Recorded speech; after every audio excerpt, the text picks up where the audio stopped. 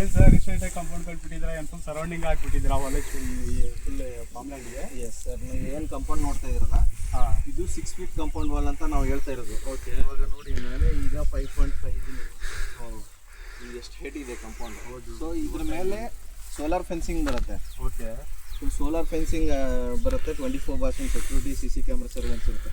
ಈ ಕಂಪೌಂಡ್ ಇದೇ ಹೈಟೇ ನಿಮ್ಗೆ ಏನಿಲ್ಲ ಅಂದರೂ 4.5 ಫೀಟ್ ಇದೆ ಕಲ್ಲಿನ ಕಟ್ಟೆ ಮಾಡಿ. ಇದ್ರ ಮೇಲೆ ಮತ್ತೆ 6 ಫೀಟ್ ಇದೆ.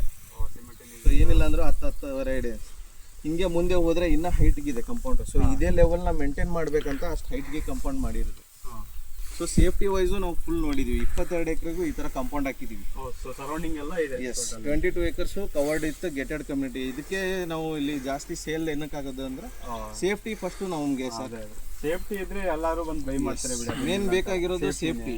ಸೊ ನೀವು ಇಲ್ಲಿ ನಾಳೆ ನಿಮ್ಮ ಮಕ್ಕಳು ಅಷ್ಟೇ ಇಲ್ಲಿ ಬಂದು ಇದ್ದಾರೆ, ಆಟ ಆಡ್ತಾ ಇದ್ದಾರೆ ಅಂತಂದರೆ ಯು ಶುಡ್ ಬಿ ಸೇಫ್. ಅಂದರೆ ಮಕ್ಕಳು ಸೇಫ್ ಆಗಿರಬೇಕು, ಆರಾಮಾಗಿ ನೋಡಿಕೊಂಡು ಇಲ್ಲೇ ಆಟ ಆಡ್ಕೊಂಡು ಇರಬೇಕು, ಆ ಥರ ಇರಬೇಕು. ಓಕೆ. ಸೊ ಇದ್ರ ಮೇಲೆ ಮತ್ತೇನಾದ್ರು ಬರುತ್ತೆ? ಇದ್ರ ಮೇಲೆ ಸೋಲಾರ್ ಫೆನ್ಸಿಂಗ್ ಹಾಕ್ತೀವಿ ಸರ್. ಸೋಲಾರ್ ಫೆನ್ಸಿಂಗ್ ಬರುತ್ತೆ. ಸೊ ಇದು ಫುಲ್ಲು ಇವಾಗ ಕಂಪೌಂಡ್ ರೆಡಿ ಆಗಿದೆ. ಇದ್ರ ಮೇಲೆ ಸೋಲಾರ್ ಫೆನ್ಸಿಂಗ್ ಬರುತ್ತೆ. ಇನ್ನು ಇದಕ್ಕೆಲ್ಲ ಪೇಂಟಿಂಗು ಅದೆಲ್ಲ ಮಾಡಿ ಪೇಂಟಿಂಗ್ ಎಲ್ಲ ಇರುತ್ತೆ. ಎಸ್.